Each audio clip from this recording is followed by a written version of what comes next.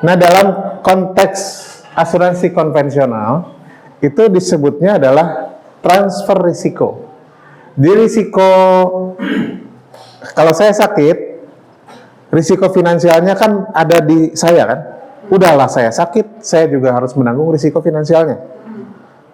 Kalau saya berasuransi, berarti risiko finansial tersebut saya alihkan, saya transfer ke perusahaan asuransi. Makanya disebutnya transfer risiko. Saya bayar premi supaya risiko tersebut beralih dari saya.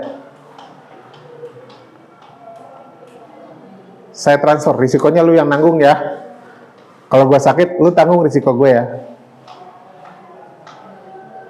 Nah, si perusahaan asuransi berani menanggung risiko karena terima premi.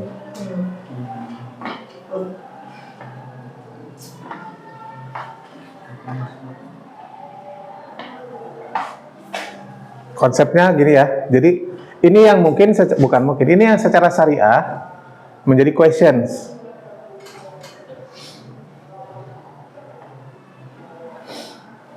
Karena risk transfer. Jadi ada satu pihak yang dirugikan jadinya. Kayak mungkin jadinya kayak zero sum game. Ada satu pihak yang senang, satu pihak yang sedih. Kalau terjadi kematian, yang ini senang tuh maksudnya financially dia ada cover, tapi ini sedih. Kalau tidak terjadi apa-apa, yang senang siapa? Ini, yang sedih ini. Nah, itu dalam konteks syariah ini maisir. Dalam konteks konvensional kok berani bertransaksi sesuatu yang nggak jelas begini?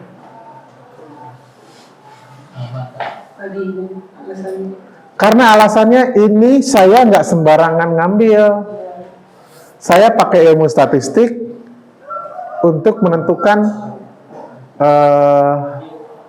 level keberanian saya. Saya pakai ilmu probability.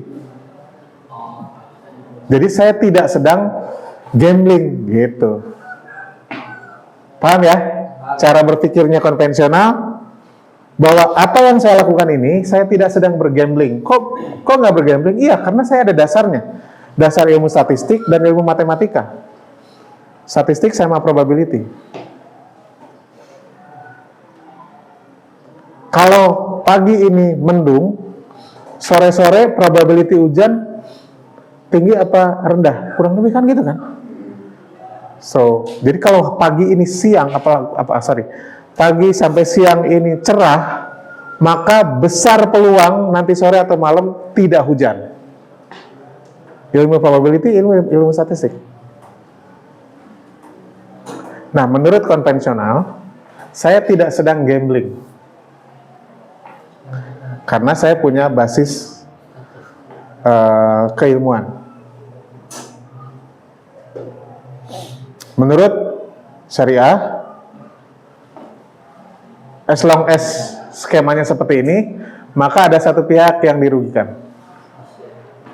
Dan ada pihak yang sedang berspekulasi. Itu jadi ribet-ribetin gak sih sebenarnya? Jadi apa? Kayak ribet-ribetin jadinya. Padahal kan maksudnya gak akan rugi loh, karena kan kita gak pernah tahu kan. Kalian harus pelajari dua-duanya. Kalian kan orang ekonomi syariah. Tapi yang syariah kok bisa diterima ya? I tell you both, ya. It's up to you. Jadi penasaran Pak, yang syariah gimana Pak? Oke. Yang syariah? Soalnya kan ya tadi ya, kalau misalkan dari konsep konvensional Pak, ada keuntungan dari dua belah pihak ya. Karena kan kita nggak tahu ke depannya bakal sakit, kecelakaan atau meninggal ya. Tapi dikasih manfaat sama asuransi. Begitupun juga asuransi. Nah, kalau dari syariah tuh gimana? Apakah konsep konvensional yang di syariah? Solusinya gimana gitu ya? Ya. Pertanyaan bagus. Tapi salah baik ya. Jawabannya ini. Kata syariah, jangan risk transfer, tapi risk sharing. Jangan pinjam meminjam, tapi profit sharing.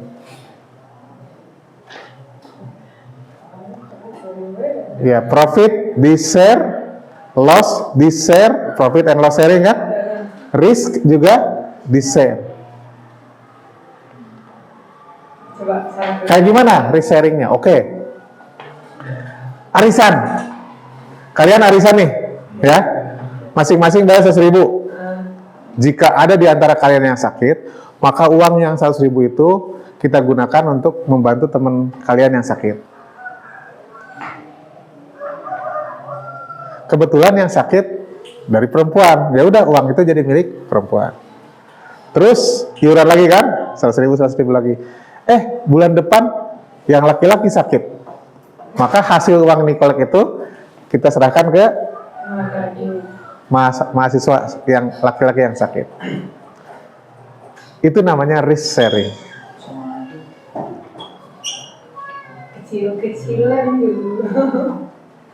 Jadi para peserta ini store uang. Uang ini milik siapa? Milik perusahaan asuransi atau milik kalian bersama? Kami. Nah, jadi itu adalah uang milik Tabarru ini. Salah ketik nih. Tabarru, kan ada akadnya Tabarru, ada akad tijari yang kemarin saya cerita ya. Ini akadnya Tabarru. Satu sama lain itu saling tolong menolong, ta'awun, Tabarru, takaful. Dalam perusahaan itu. Jadi perusahaan itu jadi tukang adminnya arisan. Tapi sama perusahaan itu tetap dikembangkan kan duit itu. Dikembangkan, tapi itu bukan milik perusahaan. Emang kok asuransi dari manajer jadi milik perusahaan? Kalau premi tadi, premi yang kalian store itu dicatat sebagai milik perusahaan. Masuk di dalam rugi laba saya. Kalau saya ada klaim yang keluar, itu masuk ke biaya saya. Dicatat sebagai biaya saya. Tapi kalau pakai konsep risk-sharing ini, premi yang terkumpul, saya hanya admin doang, nyatetin doang. Tidak tercatat dalam neraca atau laporan rugi laba perusahaan saya. Tapi itu dapat untung. Ntar dulu, ya. Oke, terus ada yang ngeklaim. Ya udah, saya kan admin. Siapa yang sakit? Oke, nih, bayar. Oke. Dari duit itu aja. Perusahaan nggak ikut campur sama duit itu. Misahin. Oke, duitnya terkumpul nih. 100 miliar, 500 miliar, 1 triliun. Yang sakit dilayanin kan? Duit ini kan harus diputer kan? Di instrumen-instrumen investasi. Masih ingat apa aja instrumen investasinya? Saham, suku. Nah, ada pekerjaan itu kan? Iya. Nah, pekerjaan mengelola uang itu berarti saya kerjaannya dua. Satu adalah sebagai admin, dua sebagai fund manager. Duit ini daripada nganggur, gua puterin. Hubungan saya dengan ini akadnya apa? Wakalah bil ujrah. Gua puterin duit lo ya. Saya sebagai yang mendapat wakil. Nanti hasilnya diserahkan lagi ke dana Tabarru, tapi saya dapat ujroh. So, revenue saya apa? Admin fee sama ujroh. Karena duit ini bukan milik perusahaan. Ini duit ini milik para peserta. Kalau ada yang sakit, diambil dari sini. Ada yang meninggal, diambil dari sini. Ada yang kecelakaan, diambil dari sini. Perusahaan nggak pegang ini. Tugas perusahaan mengadministrasikan dan mengembangkan supaya lebih besar. Tuh kan, duitnya nggak ada. Duitnya nggak dicatat di sini aja. Ya, go ahead. Tadi kan kayak dari dana Tabarru ini dia ada suku, terus saham, kayak gitu kan. Nah, terus misalkan dapat untung ke si Mimin, berarti dia ada perputarannya di dana Tabarru itu aja kan.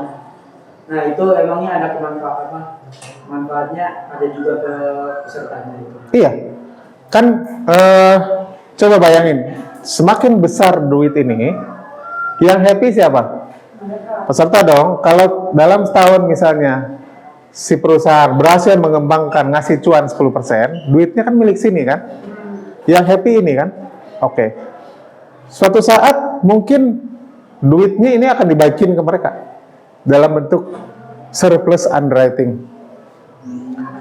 Jadi ada uang yang mungkin akan dibalikin ke sini. Terserah di dalam polisi seperti apa. Jadi kalau ada underwriting, surplus underwriting, apakah dibagiin, apa ditetap di sini atau mengurangi premi berikutnya, macam-macam skemanya. Tapi yang jelas bahwa ini milik peserta.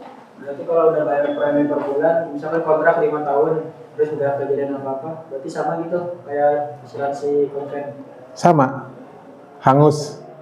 Kan niatnya kita mau berbuat baik kan. Tabaruk. Saya store nih. Sejuta, sampai 5 tahun kontrak berakhir, tidak terjadi apa-apa. Semua anjing. Iya kan? Enggak. Ya sudah, relakan orang dari awal kita niatnya tabaruk kok. Berarti bedanya posisi uangnya aja ya, kepemilikan posisi uang. Iya. Pak, Ya. kan kalau misalkan dari konsep saya itu uang yang dijadikan premi diibaratkan sebagai peserta yang arisan ya Pak. Nah, Nah, kalau misalkan yang konvensional ini ibarat si perusahaan itu kan dia punya uang, tapi ada peserta yang selalu bayar dan pesertanya itu banyak. Nah, kalau misalkan si satu peserta ini misalkan dia baru bayar premi selama 1 bulan. Nah, otomatis kan si perusahaan asuransi ini ngebayarin dari uang peserta yang lain, Pak. tuh. Itu sama saja atau gimana, Pak? Amal syariah. Sama, jadi kan tadi konsepnya pokoknya dari sisi rasanya nih buat si pemegang polis atau si tertanggung rasanya sama. Saya mau beli konvensional, saya mau beli syariah, manfaatnya sama. Manfaatnya apa? Jika terjadi apa-apa dengan diri saya, kapanpun terjadi itu, entah di bulan pertama atau di bulan terakhir atau di tengah-tengah, saya akan terima manfaat. Jadi experience-nya sama. Saya bayar secara reguler, terus kapanpun kejadiannya, entah sejak hari pertama atau di hari terakhir, kapanpun kejadiannya di periode itu, saya akan terima manfaat. Fair nggak buat peserta asuransi yang udah lama?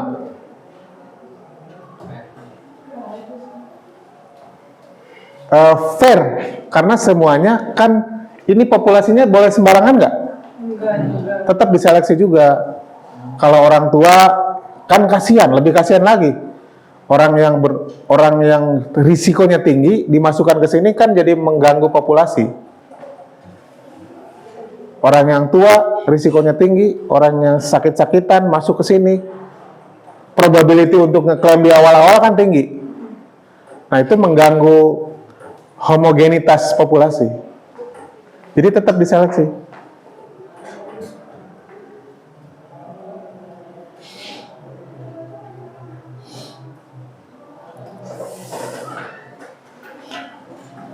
Paham? Misalnya gini, kalian kan umurnya masih muda-muda banget kan? Pasti kalian diterima. Kenapa? Probability kalian meninggal itu sangat rendah. Dibandingin saya tentunya ya, probability saya meninggal lebih tinggi daripada kalian secara statistik. Tapi kalau takdir beda lagi, bisa jadi kalian yang duluan, silahkan aja. Tapi ini kita basisnya kan dari ilmu pengetahuan kan, basisnya dari matematika sama statistik.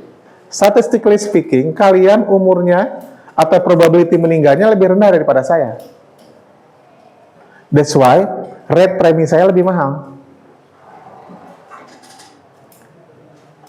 Yang cewek lebih mahal daripada yang cowok.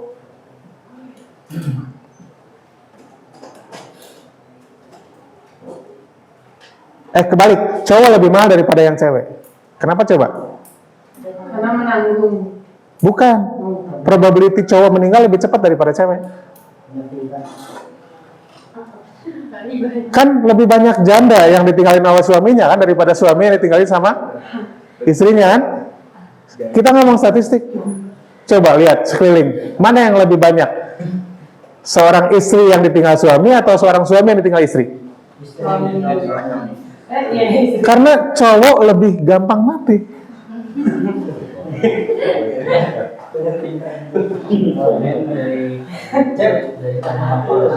Dari gedung ini.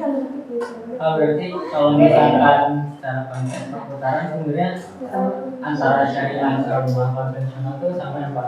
Betul. Ya, yang membedakan adalah catatan keuangannya mungkin ya. Betul. Terus juga kalau misalkan syariah itu hanya satu yang kalau bisa dibilang nanti bermanfaatnya ya berputar di peserta yang memberikan premi lagi. Betul. Kalau misalkan si konvensional kan sebenarnya juga sama. Kalau misalkan orang membayar premi tapi baru 1 bulan, otomatis kan dia kalau misalkan kena kecelakaan tapi baru bayar 1 bulan, dia bisa menerima manfaat dari orang-orang yang lainnya yang membayar premi, ya, Pak. Betul. Jadi experience ke customernya sama.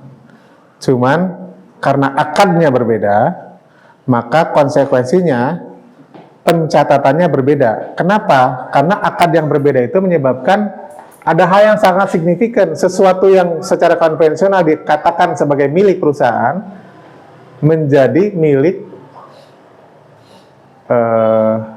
para peserta. Jadi konsekuensi akad ya. Jadi saya ulang ya, secara experience sama, cuman karena akadnya berbeda dengan konvensional, maka konsekuensi atas akad itu apa? Duit ini bukan milik perusahaan. Itu.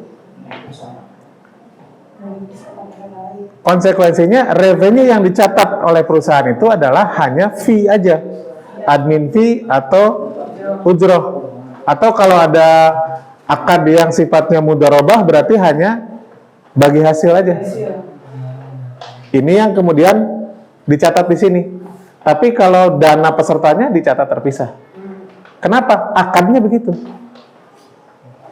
Jadi behind the scene-nya yang berbeda, tapi front end-nya di depan customer-nya sama. Kartunya sama. Mau alians konvensional, alians syariah, kartunya sama. Datang ke rumah sakitnya, rumah sakit yang sama. Kalau misalnya di sini bisa di cover ke rumah sakit, nama rumah sakitnya A, ya syariah mau konvensional sama. Di sini manfaatnya misalnya 1 room and board, yang di syariah 1 room and board ya sama. Di experience customer-nya sama. Konsekuensi akad yang berbeda itu yang menyebabkan pencatatan harus berbeda.